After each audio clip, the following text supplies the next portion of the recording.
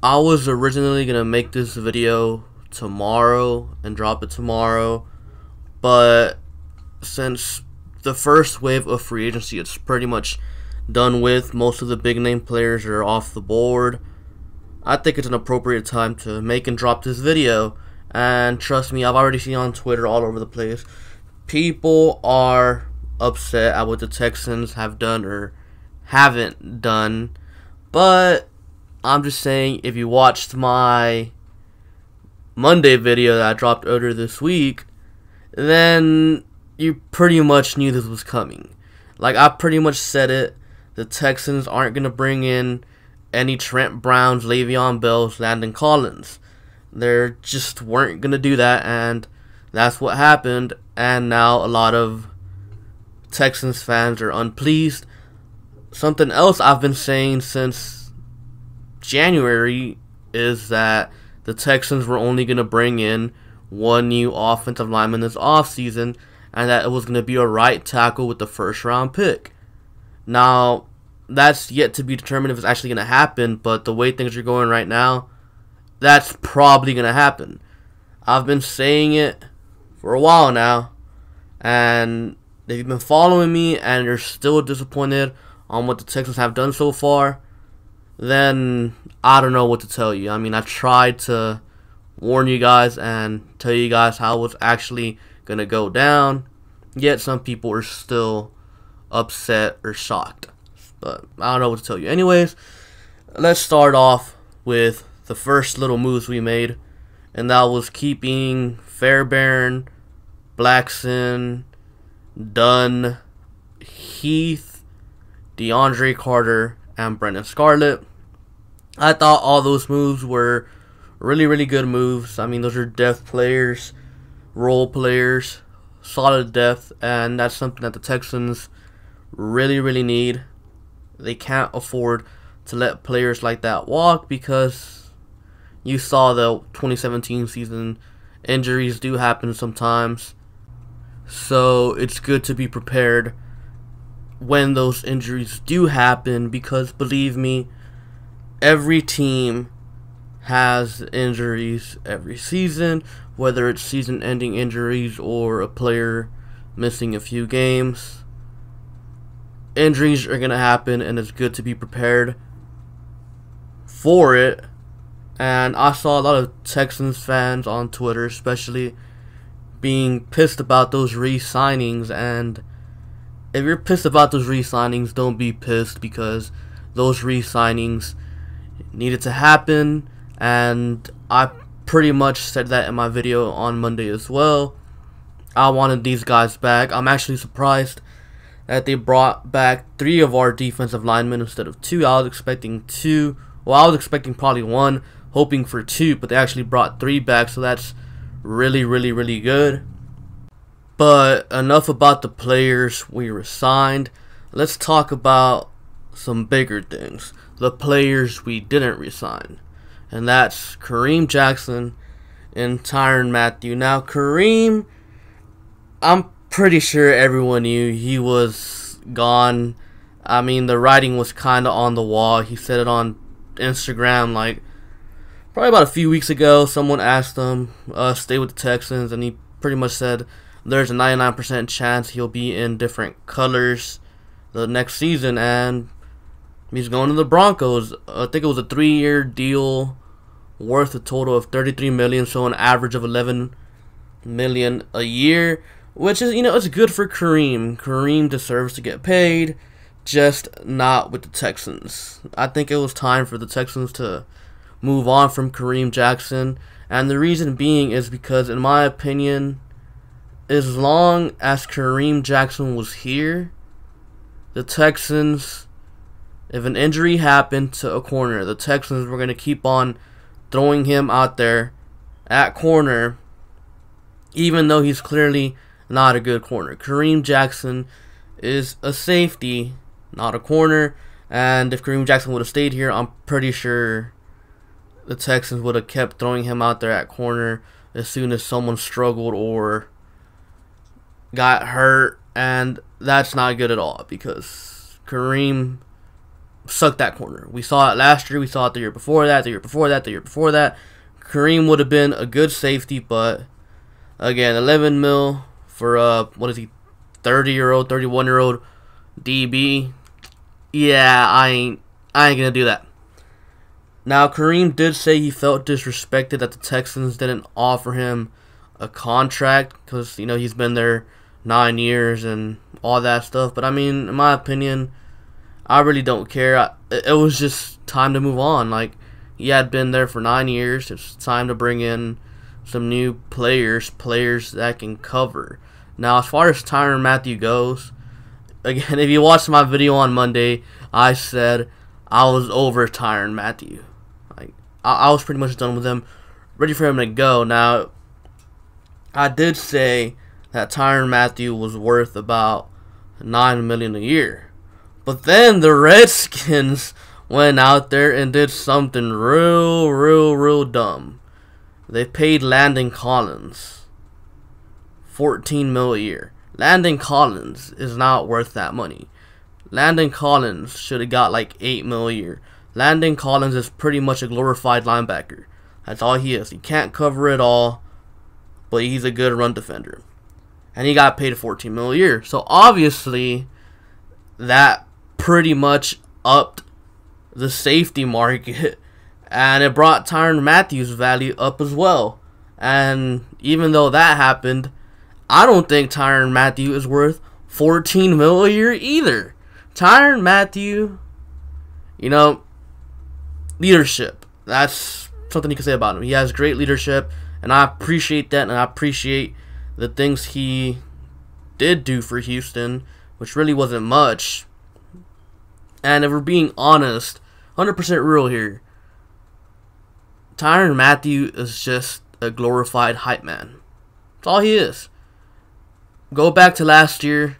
What big plays did he make for the Texans? Nothing. In fact, he allowed more big plays than he actually made. And what was Tyrann Mathieu really doing for the Texans besides getting beat? Come on. There's literally, dude, nothing that Tyrann Mathieu did for us. Now, again, that leadership, I wouldn't mind paying $9 million for it. Because, yes, I'm not saying Tyrann Mathieu is a bad player. I think he's an above average player to good player. But he didn't really contribute much to the team on the field. He actually hurt the team more when he was on the field, if you really go back and look at everything. And I just don't think he's worth $14 million. So that's pretty much my opinion on losing Kareem and Tyrann Mathieu. Kareem, kind of sad to see him go. You know, was here 9 years. Decent player for us, but it was time to move on. Bring some new players in. He was a terrible corner. Not so good in coverage. Great tackler. Tyrann Mathieu didn't really do much except be a leader for us. But yeah, the two, letting them both go was the right move, especially Tyrann Mathieu, because $14 million for that production, yeah, no. Now, who did the Texans bring in? Well, let's start off with the first signing. Tashaun Gipson, safety from the Jaguars. And I'll be 100% real with you guys. I wanted Adrian Amos. I wanted Adrian Amos so much that whenever we brought in Tashaun Gipson, I was pissed at the signing. I didn't like it at all. But, you know, after the contract details came out and after I did some more research, it was actually a really good signing. Why? It's a 3-year deal. He gets an average of like $7.3 million a year, which is half of what Tyrann Mathieu got. And I'll be 100% real with you guys. Tashaun Gipson will have a way bigger impact on this team than Tyrann Mathieu. Now, I'm not saying Tashaun Gipson is better than Tyrann Mathieu. I'm not saying that, because they're both different players. Tashaun Gipson is a coverage guy, and Tyrann Mathieu is a versatile DB that can run defend, but is kind of limited in coverage and a lot of that is due to his size being 5'9".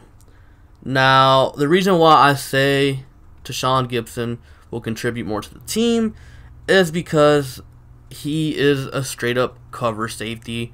Yes, he's a little bit slower than Tyrann Mathieu, but he's just all around better in coverage. And the reason why I say he's going to contribute more to the Texans than Tyrann Mathieu did is because Tashaun Gipson specializes in covering tight ends. You go back to last year, Eric Ebron 3 times, Zach Ertz, Gronkowski, that Broncos game. Those games, the Titans game, Monday Night Football, week 12, I believe. Those games, off the top of my head, the Texans got killed by tight ends. Just flat out, beat by the tight ends. And the Texans bring in a guy who specializes in stopping tight ends. Now, if you're not comfortable with Tashaun Gipson being, the last line of defense because he's slow, then that's fine. You know why? Because you got Andre Howe's probably the best cover safety we have on the team. I think Justin Reed's our best all-around safety because he is kind of balanced out and can do everything.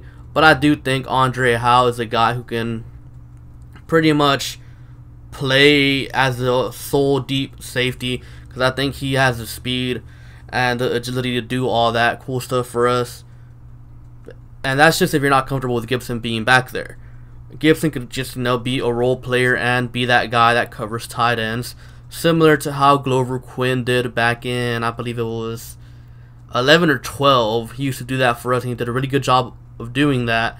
And then AJ Boye did that for us as well in 2015, I believe, and early 2016 before Kevin Johnson went down. So Gipson can be that really special role player that can really help shut out those tight ends. I mean, we got Ebron twice a year. We got Delaney Walker. We got Gronkowski this year that we're playing. We got Travis Kelce, who are also playing.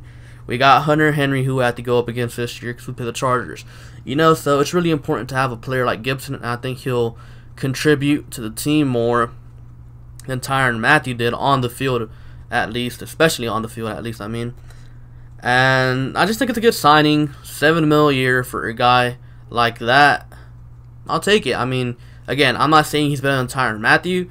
I just think he could bring a better contribution to the team on the field.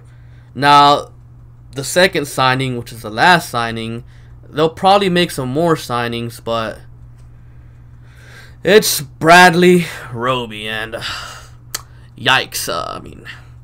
The guy's burnt toast. He is not good at all. $10 million for 1 year. The fact that this deal is 1 year, I think that's the only good thing about the signing. I am not happy with the signing at all, and I don't think this guy's really going to contribute positively to this team. Is he better than corner Kareem Jackson? Yeah, probably. Is he better than Sharice Wright? Yeah. Better than Kevin Johnson? Yep. But that's not saying much. It's really not. Those guys were already bad to begin with, but then you bring in another bad player who's slightly better than those bad players. What difference does it really make? And I know some people are going to try to talk me out of it. Oh, Roby's good, Roby this, Roby that. You're not going to talk me out of it because Roby is a guy from the get-go. When I saw the list of free agent corners, he was a guy that I just didn't want at all. He is not a good player, and the only thing that can convince me otherwise is if Roby goes out there and balls out. There's nothing anyone can say to me right now that will make me change my mind on Roby. He's just not a good player, and there was so many better options out there than Roby. We had Ronald Darby, Steven Nelson, Pierre Desir, Morris Claiborne, Trevor Williams, who's, a couple of those are still out there.